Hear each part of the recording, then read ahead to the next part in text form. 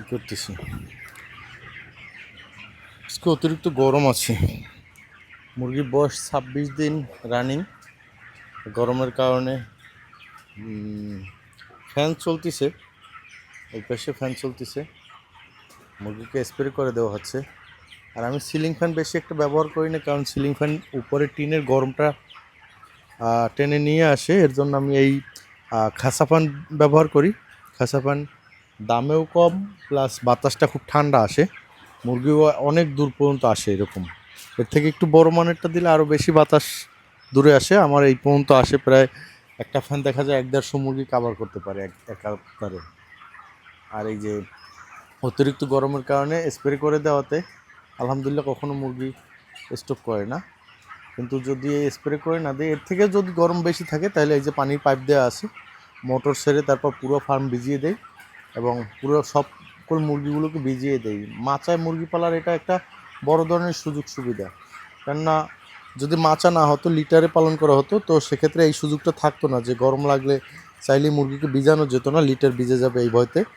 তো মাচায় এই সমস্যাটা নেই। আর যদি বেশি গরম হয়, যারা লিটারেও পালন করেন তারাও চাইলে আমার মতো এরকম একটু স্প্রে করে দিতে পারেন। স্প্রে করে দিলে দেখা যায় যে মুরগির শরীরটা একটু হলেও ঠান্ডা থাকবে। বুকটা যদি ভিজা থাকে, ওদের গরমটা পায়ের নিচে এবং বুকে।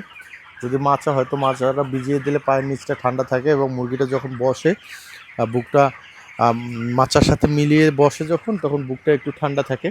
এর জন্য হয়তো অনেকে ভয় পেতে পারে যে মুরগির ঠান্ডা লাগবে। আসলে গরমের সময় এভাবে স্প্রে করলে কখনো মুরগির ঠান্ডা লাগার সম্ভাবনা থাকে না, কারণ আমার কখনো ইনশাল্লাহ লাগে না। এখন গ্রুপে তো দেখি অনেকে অনেক বিরূপ মন্তব্য করে, বিভিন্ন জনের বিভিন্ন ধরনের কথা বলে। তারা কিন্তু একটা মানুষকে সাজেশন করে না আসলে কীভাবে কী করতে হবে।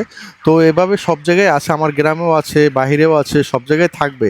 কেউ একজন ভালো কাজ করতে যাবে, কেউ একজনের হেল্প করতে যাবে, আর একজন মনে করবে যে স্বার্থে হেল্প করে। আসলে আমি যে এই যে গ্রুপে পোস্টগুলো করি, এগুলোকে আমার তো কোনো স্বার্থ নেই। এখান থেকে না আছে আমার টাকা ইনকাম, না আছে অন্য কিছু, কিন্তু ভালো লাগে। বিভিন্ন জায়গায় বিভিন্ন খামারির সাথে কথা হয়, বিভিন্ন খামারি মেসেজ করে, যার জন্য কিন্তু এই তাদের সাথে গ্রুপে পোস্টগুলো করা। তো না হলে তো ওই গ্রুপে পোস্টগুলো করা হতো না। আর এই পাশে হচ্ছে যে এই মুরগিগুলো ছোট, এখান থেকে বেচে বের হয়েছে। এই বের হওয়ার পরে এই মুরগিগুলোকে এখন আলাদাভাবে মাল্টিভিটামিন দেওয়া হবে। আলাদাভাবে মাল্টিভিটামিন দিলে এই মুরগিগুলোতে কোনোটা 150, 200, 300 গ্রাম পর্যন্ত ছোট। তো ওদেরকে মাল্টিভিটামিন দিলে দেখা যাবে যে এই মুরগির সাথে একসাথে অথবা এর থেকে 2 দিন বেশি রাখলে বাজারজাত করা যাবে, নতুবা এই মুরগিগুলোকে একসাথে উঠবে না, উঠানো যাবে না। তো সর্বোপরি যারা